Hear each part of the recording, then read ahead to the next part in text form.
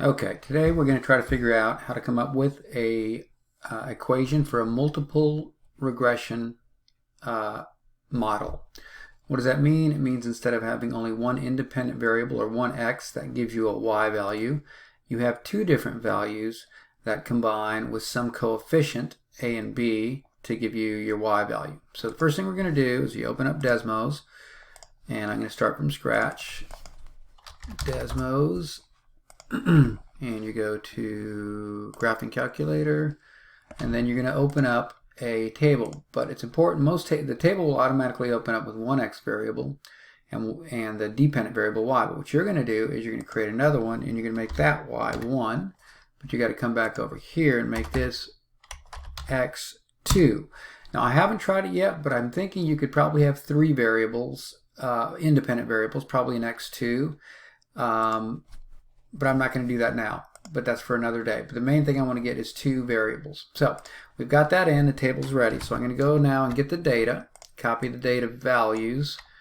If they're in Excel in a table, that's great. Edit copy, come over here, Control V to paste them in, and it does change the variables to x3. Oh, I don't like that. So I'm just going to change it. x1, ooh. Do it one more time. Why is it doing that? Let's make it, I'm going to delete this one. Okay, there we go. Make this one x1, x2. That's one of the problems when you paste stuff in, and then y1 is that it sometimes does new things. Okay, there we go. We've got it the way we want it. Now we need to put in the, oops, let me go back. I want to get rid of this thing right here. What did I just do? There we go. Okay, so now I want to find the model or the formula that relates those, because I actually came up with an equation that gave me the y values based upon those two different x values, and I know the coefficients, but we're going to have this.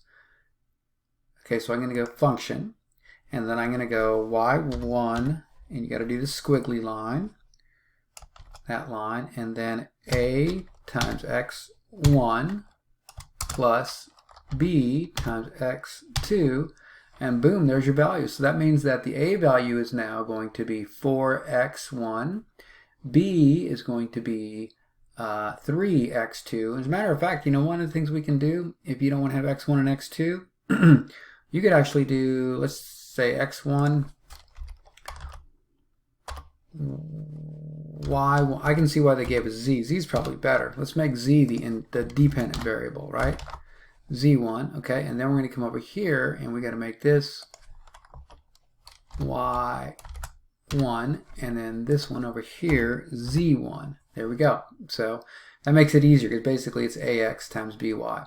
But the coefficient for a is 4, the coefficient for b is 3, so it would be z, or the y value, the z value, 10, would equal a 4 times 1 plus b, which is 3 times 2, equals 10. And of course you want to test it, but that's pretty much it. That's how you can find the regression equation relating when you have two independent variables that come up with a dependent variable.